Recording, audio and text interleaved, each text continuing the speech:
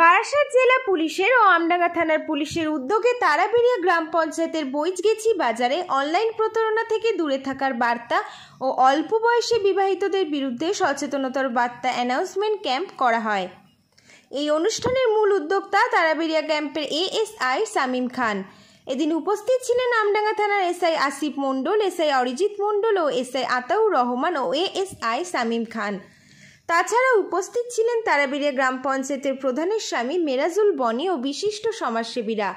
এদিন গোটা বিষয় নিয়ে দীর্ঘক্ষণ ধরে আলোচনা চলে ও মানুষের ভিড় ছিল এদিন চোখে পড়ার মতো। মিটিংয়ের শেষে এলাকার মানুষ পুলিশের কাছে একটাই দাবি রাখে, এরকম ধরনের মিটিং যেন এলাকায় আরও বিভিন্ন জায়গায় করা হয়। এ বিষয়ে তারা কি বলছে শুনুন। এদিকে খুব সতর্ক, পুলিশ পড়াশোনা খুব বিরাট এরকম কোনো জায়গা নেই। সব জায়গাতেই পুলিশও খুব চাপে রেখেছে। আমরা তো রাখছি, আমাদের আশাকর্মীরা পায়ে পায়ে বারণ করছে। আশাকর্মীদের অনেক সময় গালাগালি করতে কিন্তু তার গার্জেন পক্ষ দিচ্ছে, এটা আমরা দেখেছি। আর সেটা দেখার পরে আর কি বলবো, বলে আমার উপরে চাপ পড়ছে। না হলেও মাসে 20টা 17 বছর 18 বছর দিয়ে পোলিও কার্ড দিচ্ছে না আশাকর্মীরা। পঞ্চায়েত বলছে প্রধানের সই লাগবে, সই না দিলে আমরা পোলিও কার্ড দেবো না। পোলিও কার্ড না দিলে তাদের কোনো ট্রিটমেন্টও হবে না বা হসপিটালে ভর্তিও নেবে না। কিন্তু আমি দেখে তাও অনেক সময় দিয়েছি, কিন্তু চাপটা আমার উপরে পড়ছে। পুরো ভরসাটা প্রধানের ঘাড়ে দিয়ে পোলিও কার্ড আশাকর্মীরা দিচ্ছে, কিন্তু আমি আর দেবো না।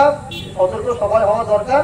18 বছর আগে কোনো মেয়ের বিয়ে দেওয়া একদম ঠিক নয়, বা মেয়ের বিপজ্জনক জায়গায় পৌঁছে দিচ্ছে বাবা মায়। আমাদের ওটা কি করার নেই। আমার মেয়ের 17 বছর বয়স হচ্ছে, আমি মেয়েকে বিয়ে দিচ্ছি। সে বিয়ের কোনো ব্যাপারটাই বোঝে না। আর বর্তমান পরিস্থিতি মোবাইলটা হচ্ছে সবচেয়ে বাজে জিনিস, যেমন ভালো তেমন খারাপ।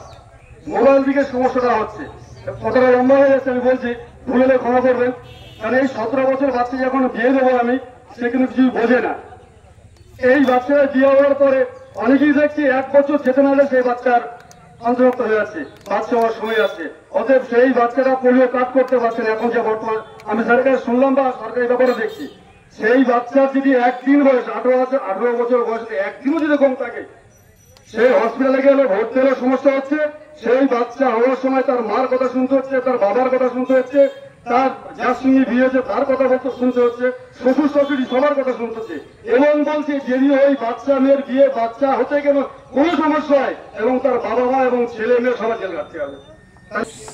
জ্ঞানী গুণী মানুষ জন বুঝিয়েছে, পঞ্চায়েত মেম্বার বলেন, পঞ্চায়েতের লোক বলেন, বা গ্রামের যারা গণ্যমান্য ব্যক্তি তাদের বোঝানোর চেষ্টা করা হয়েছে, কিন্তু সে হয়নি, আটকানো যায়নি, বিবাহ দিতে হয়েছে।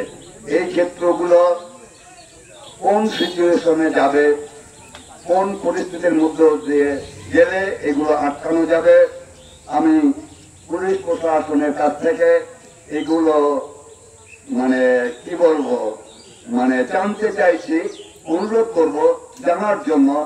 এইগুলোকে যদি একটু আপনারা তাদেরকে কিভাবে আটকানো যায়, কিভাবে বোঝানো যায়, কিভাবে তাদেরকে সেই কন্ট্রোল করা যায়, এই পরিস্থিতির মাঝখান দিয়ে সেই সাজেশন যদি আমরা পেয়ে থাকি, আমরা খুশি হব।